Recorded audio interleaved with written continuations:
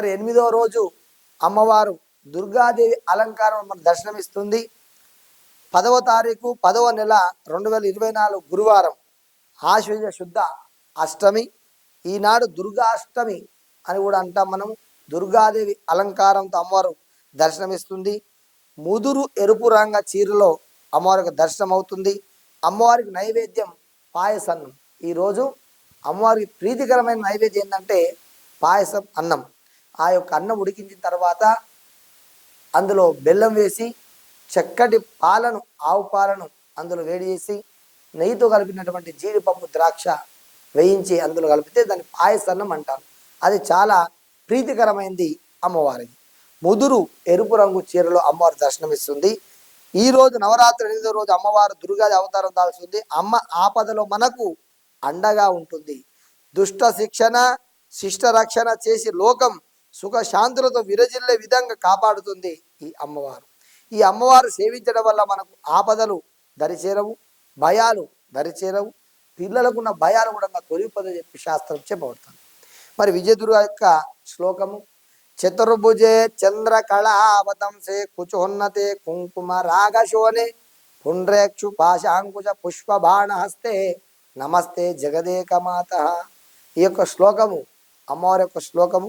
అమ్మవారు భూమికి ఆకాశానికి ఏ విధంగా ఉన్నది అని వర్ణించడం ఈ యొక్క శ్లోకం. చతుర్భుజే అంటే 4 చేతులు. చంద్రకళావతంసే చంద్రులాగా అమ్మవారు మెరుస్తున్నారంట.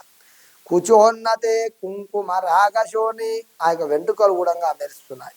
పుండ్రేక్షు పాశాంకుశ పుష్పబాణహస్తే నమస్తే జగదేకమాత.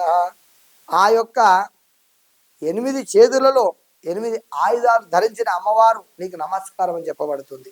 దుష్ట శిక్షణ, శిష్ట రక్షణ అంటే ఎక్కడైతే అధర్మం నడుస్తుందో అక్కడ అమ్మవారు ఖచ్చితంగా ప్రత్యక్షమవుతుంది. ఆ యొక్క మహిషాసురు ఏ విధంగా అయితే సంవరించిందో ఆ విధంగా ఈ దుష్ట శిక్షణ గురించి సంవరించడం జరుగుతుంది.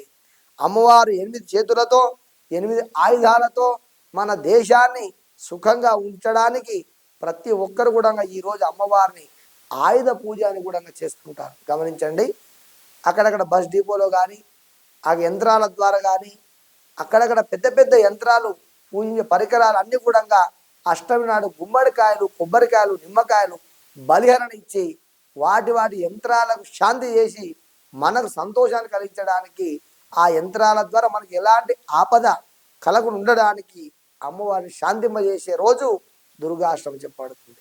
ఆయుధ పూజ అంటే మనము నిత్యం ఏదైతే పరికరాలు వాడుతున్నామో మన అభివృద్ధి కొరకై, దేశాభివృద్ధికై ఏదైతే పరికరాలు సమకూర్చుకుంటున్నామో వాటన్నిటిని కూడా ఆపద కలగకుండా రక్షించేదే ఆయుధ పూజ.